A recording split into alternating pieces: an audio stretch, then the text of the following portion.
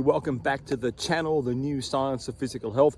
My name's Shane. If you haven't met me before, I've just stopped off on the way back behind me. If you've tuned in, you've been at this location before, because way back in the distance up there where there's some trees, there's a strip of land that's been mowed from a local school that's over 20 meters long. And I've just completed the correct dose of physical activity for me for today by doing some interval beep test training. So those of you following the channel know that next April, as I'm recording this, in April 2026, I turn 60 years old. I'm going to challenge my teenage students. So I got to prepare for in a physical challenge in the shuttle run or the beep test.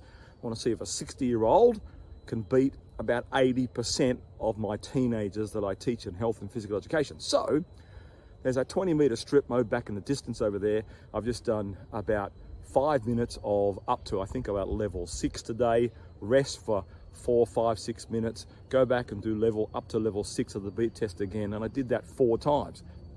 You'll see on the screen beside me here a couple of animation panels.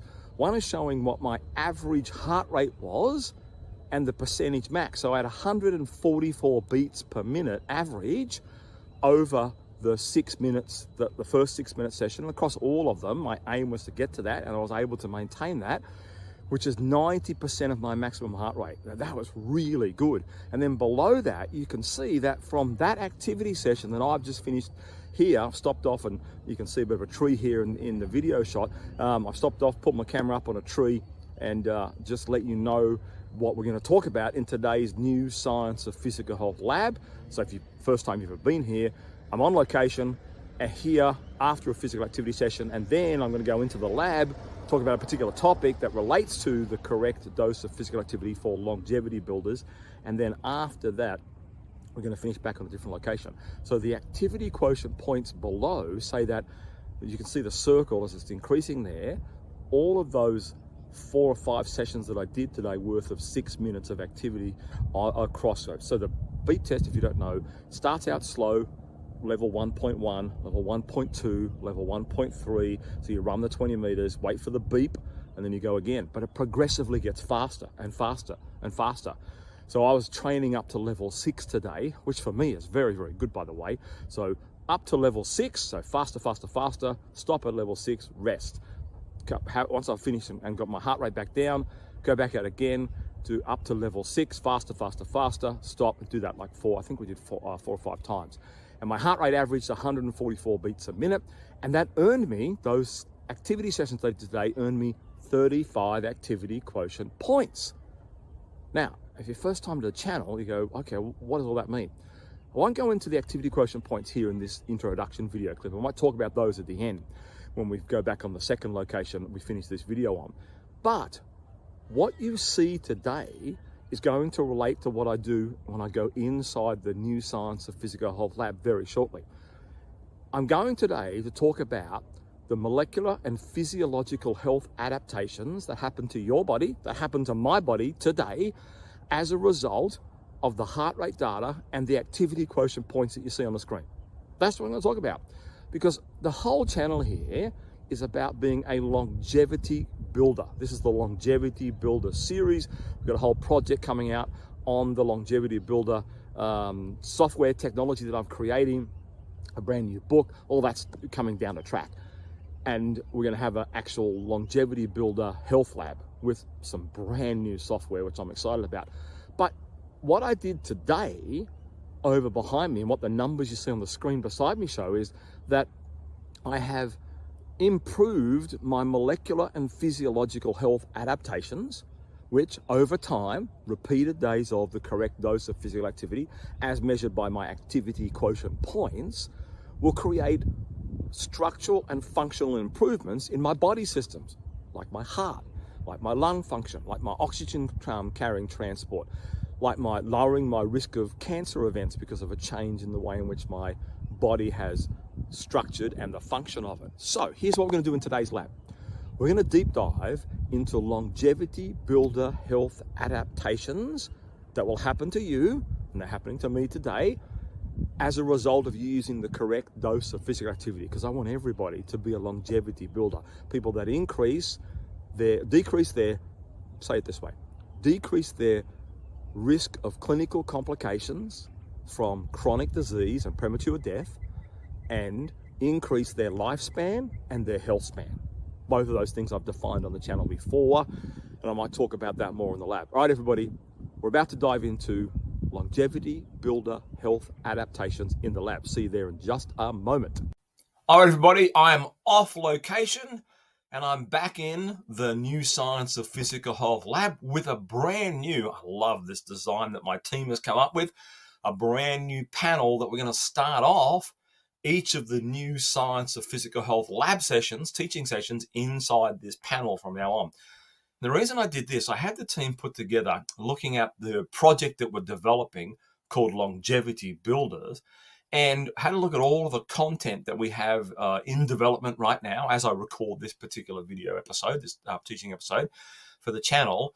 And these are three cards that you see here next to the sign where the lab is. Let me just go through them. All right, these really set up the New Science of Physical Health lab really well. The first one, down to me on my side just over there, is oxygen efficiency. And you can see there, that it's animating through a heart rate pattern. So this is an animation of me doing a physical activity session at my local air locker gym, which is where I do some altitude exercise. And you can see it cycling through the different numbers and the heart beating and pulsating. And then down below that, it's got a percentage of maximum. So as those numbers change in the middle of the heart there, so too does a percentage of maximum. What you're seeing there with those numbers changing, that's my oxygen efficiency improving in real time as a result of the correct dose of physical activity. And when you get a hold of the Longevity Builder technology that we've got and all of the learning tools, it's a very simple process. One of the things that you'll have a hold of is the card that's at the bottom of the screen where it says activity quotient. Now, I've talked about over my audio podcast in lots of detail what activity quotient points are and where that technology comes from. Essentially what it's doing is it's converting my heart rate into a point scoring system that will tell me whether or not I'm getting the correct dose of physical activity. Look at the card there. It says over a 7-day longevity goal, my longevity builder goal, I'm trying to get to 100 activity quotient points. Now, those points aren't just a random number like steps or calories or number of times you do exercise each week.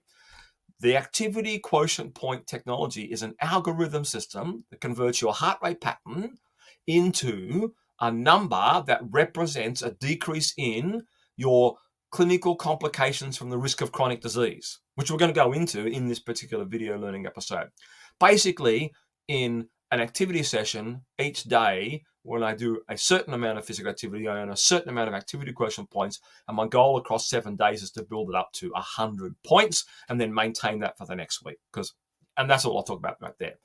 The top card, the one that's right next to me here, which says hazard ratio analysis. That's a critical part of the Longevity Builder series. And I'm not going to go into that here. We'll do that in other video learning episodes. But we're going to start all the panels, all the New Science of Physical Health videos with this panel from now on as a result, as from this particular video, because I love the way that the design team has put this together. It's really nice and simplistic, and it really signifies the core elements of a person who's a longevity builder in the learning framework that we have. With that in mind, today's lab, I'm about to transition into a series of health adaptations. I'm going to talk about one health adaptation that happens inside your body as a result of you improving your oxygen efficiency and getting more activity quotient points. Then we'll finish that health adaptation, then we'll move on to another one. And then we'll move on to another one. I think I got about 6 or 7, maybe 8. And that's just a snippet of what's actually available inside the Longevity Builder software we're producing, the book, and all the other learning tools. But what we'll do probably, because they're going to go for a while, is we'll spread out over 2 video episodes, all of these adaptations. Here we go. What happens to the human body once you use the correct dose of physical activity to raise your oxygen efficiency score and earn enough activity quotient points per week? All right, let's look at these adaptations right now. I love this teaching session. I've taught this lesson for many years in my classes, but I haven't had the beautiful design team behind me until recently to produce what you see in front of you. Let me walk you through what's happening with these pulsating hearts, heart A and heart B. So the title of this health adaptation I've come up with is called the Heart Engine Upgrade. Your heart from a strained engine to a high performance pump. Look at the question just below the subheading. What if you could take over 184 million heartbeats off your heart's workload every decade? All right, let's just run this scenario here. You can see the two pulsating hearts inside the cards here on the screen. One is actually beating at 85 beats per minute at rest. So if you're lying down, taking it easy, and you've been doing that for 5 minutes, if I'm heart A, I'll use me as an example, and I'll use you as an example. If I'm heart A and I haven't increased my oxygen efficiency score, if you don't know what that is on this channel, we'll go into that in some other videos, and we've already gone that into the past. Oxygen efficiency score is the number one factor that drives health adaptations. It's in it. I'll just do a brief summary of it. I just said I wasn't going to go into it, but I will briefly. Your oxygen efficiency score, as measured by your VO2 Max, is your body's ability to get oxygen from the air you breathe into your lungs to your heart, where it gets attached to red blood cells and hemoglobin. That's called oxygenated blood. Then travels down your arterial blood network, reaches your capillaries, gets dumped off into the muscles and the cells of the human body. The more efficient you are, the higher that your oxygen efficiency score is, the more of the health adaptations you're going to have. So look at this. Here's the health adaptation. A person who has a low oxygen efficiency score, their resting heart rate might be 85 beats a minute. A person who has a high oxygen efficiency score, their resting heart rate might be 50 beats per minute. That's me. My heart rate's around 50 beats, between 48 and 55 beats a minute at rest, which I'm really happy about, by the way. Now, look at this panel that's over to the far side where it says heartbeat savings underneath my logo, the new science of physical health. Let me go through this. In 1 hour, if you are heart A, well, so I'm heart A, you're heart B. I'm going to make you the healthy person. That's what my goal is. I want you to be a longevity builder. In this example, I'm heart A. My heart would beat 5,100 times. But in 1 hour, if you are heart B, because you're more oxygen efficient, you would be at 3,000 beats in 1 hour. So you would have saved, your heart would have squeezed 2,100 times less than mine in 1 hour. Wow, that's better. It's a pump. Look at the subheading again. Your heart from a strained engine to a high performance pump. In the 1 hour, you've saved 2,100 beats over the person, me in this scenario, who's only got who's got a resting heart rate when I lie down of 85 beats a minute. You've got 50 beats a minute if you've got a high oxygen efficiency score, because a high oxygen efficiency score drives down your resting heart rate. Over 1 day, I'm heart A, I'd have 122,400 beats, and you would have 72,000 beats. You would save in 1 day 50,400 beats. In 1 month, I'd have 3.7 million heartbeats, and you would have 2.2 million heartbeats. That means you'd save in 1 month 1.5 million heartbeats. 1.5 million times less your heart's working, squeezing blood out to get oxygen around and nutrients and all other things that blood carries. That's phenomenal. What about 1 year? I'd have 44.7 million heartbeats in 1 year. You'd have 26.2, a difference of 18.5 million beats in 1 year. So your heart works less because you had a higher oxygen efficiency score than me in this scenario. 1 decade of your life. If you're sitting here and you're 27 years old, and in 10 years' time, you had carried forward a resting heart rate of 50 beats per minute because you incrementally raised your oxygen efficiency score, and I didn't, no, I do, but I'm using that as a scenario, a teaching scenario, you would have 184 million beats less than what I would have. How much do you think? Oh, double that to 2 decades, say from 27 to 47. Is it any wonder why some people develop serious heart disease, the number one killer of men and women worldwide, no matter what country you go to? Cardiovascular events takes out way more people than anyone else. Because people with a high oxygen efficiency who pursue being a longevity builder, that's one of the adaptations that happens to them. You get a heart engine upgrade. I cannot encourage you enough to learn through my content on this channel, the audio podcast, and the brand new tools and technology we got coming out soon to become a longevity builder. It's really way more simple than you think it is. All right, everybody, that's the first health adaptation we talk about when you raise your oxygen efficiency score by using the correct dose of physical activity. All right, everybody, we're looking at the second molecular and physiological health adaptation as a result of you. Look at the first card, building biological superhighways, by the way, which relates to the subheading on where you see the blue heart pumping, where blood's excreting out through the body, through the major blood vessels of the body there. We're going to look at something called oxygen transport and arteriogenesis. Now, this is very, very interesting. Let me start with the first card, the one that's closest to me, because you're going to see that repeated throughout. Here we are again, an animation of the heart, my heart rate from an actual physical activity session. I can't remember which one this was from. You can see my heart rate number changing and the percentage of my maximum changing. Very simply, if this is not an area that you know very well, based on your age, you'll have a maximum heart rate. The older you are, the lower that maximum heart rate is. So for me, I'm almost 60, so my maximum heart rate is going to be around 160 beats per minute. So that means 220 minus your age. So that means around, for me, around 160 beats a minute. So my percentage of maximum at, say, 79%, 85% is different than what yours would be, unless you're the same age as me. But in that first card, we're showing that my heartbeat was much higher than rest, which for me was 50 beats a minute. And now I'm creating, through my correct dose of physical activity, I'm improving my oxygen efficiency score incrementally. And I go into other videos and other audio podcasts what mine is. But that's what we're going to look at every time we come to one of these screens in the lab here. In today's episode, we're going to look at this animation of the heart, talking about using physical activity, whether it doesn't matter what it is. It could be walking for you along a flap if you're brand new to becoming a longevity builder. It could be walking up a slight hill. You could be a person that likes going to exercise classes like I do. Sometimes I like doing stuff at home. Doesn't matter what the physical activity is. The outcome is we're going to teach you to improve your oxygen efficiency score as measured by your VO2 max. So, volume of oxygen uptake, which we explained already. Let's look over at the blue card now. Now, I've got some notes about this on my screen here, and I'm going to use those notes to help explain what is arteriogenesis. So, a person with a high VO2 max, high oxygen efficiency score, stimulates angiogenesis and arteriogenesis. I won't go into differences, but they're very similar. Their intense exercise increases the blood flow, leading in your blood vessels to what you see down below the blue beating heart, increasing shear stress on the blood vessels. That's the physical stimulus. Basically, the blood flows faster through your blood vessels.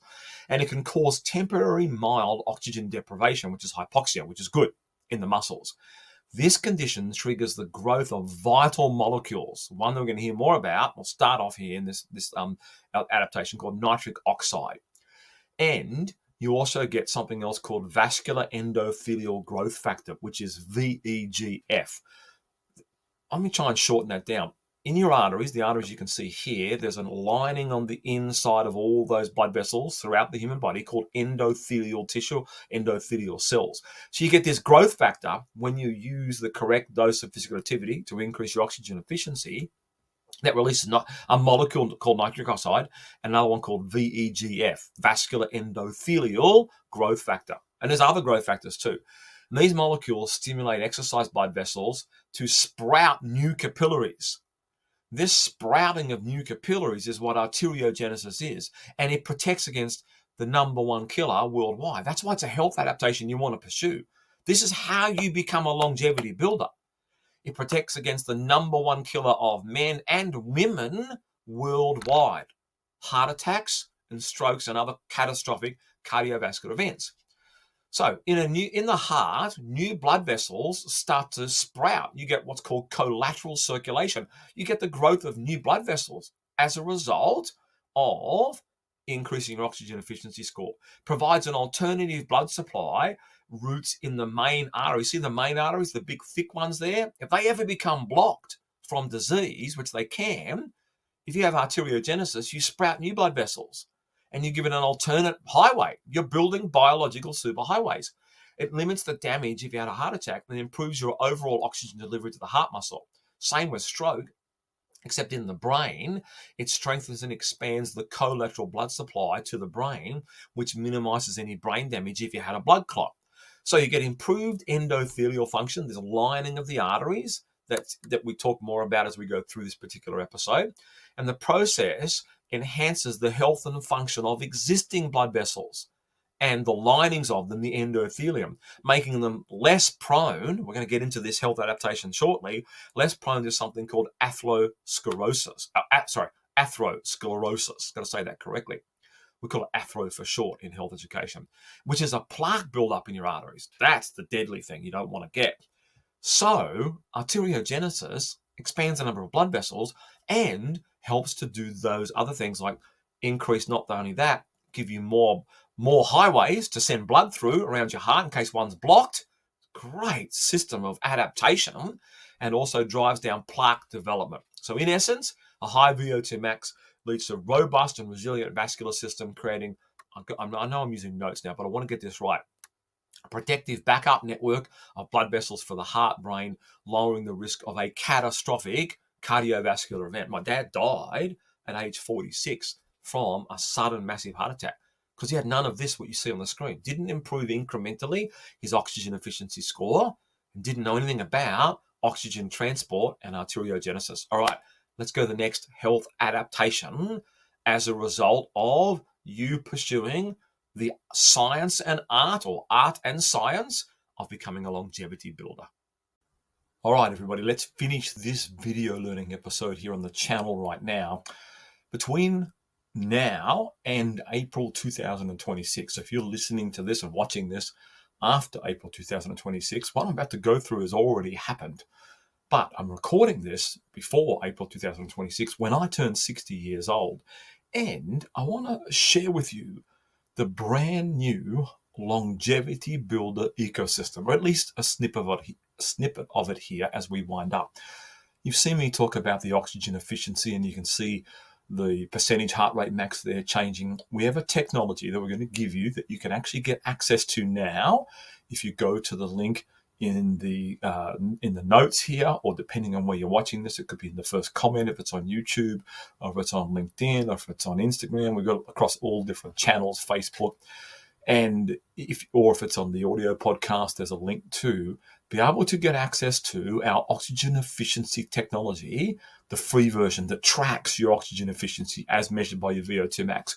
That's been clinically validated by the team over in Norway from the Faculty of Medicine at the Norwegian University of Science and Technology. So that's available to you. That's the card we see on the screen here with oxygen efficiency and the heart rate. Then in the middle there, I'm building, writing, putting together, synthesizing right now, learn how to become a longevity builder. The one science-based tactic to radically extend your life and why it's simpler than you think. That's the subtitle. I'm really pouring a lot of energy with a writing team, not a group of publisher, but a publishing team as well. We're putting some great effort into that particular piece of work because we want that to be the centerpiece of where everything else begins. You can see down below there a pulsating screen, if you like. Welcome to the Longevity Builder Health Lab. I don't want to go through all of what this technology is about, but I'm putting together a tracking technology with my software development team that helps you to track your medical longevity. More on what that is in another video episode, not this one.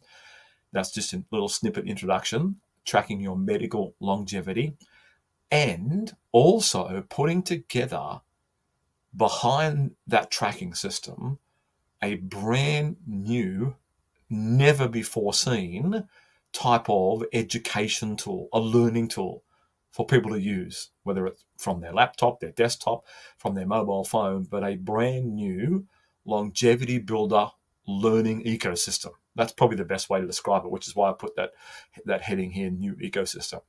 So I wanted to finish off by telling you that's what's coming. That's what we're putting together with my software development team, my publishing team, and also some education technology that has not been invented before. We've got some people coding the software right now that tracks your medical longevity, and we've got some people coding a brand new type of learning ecosystem that's literally never been done before. All right, can't wait. See you soon at the next video learning episode. Bye for now.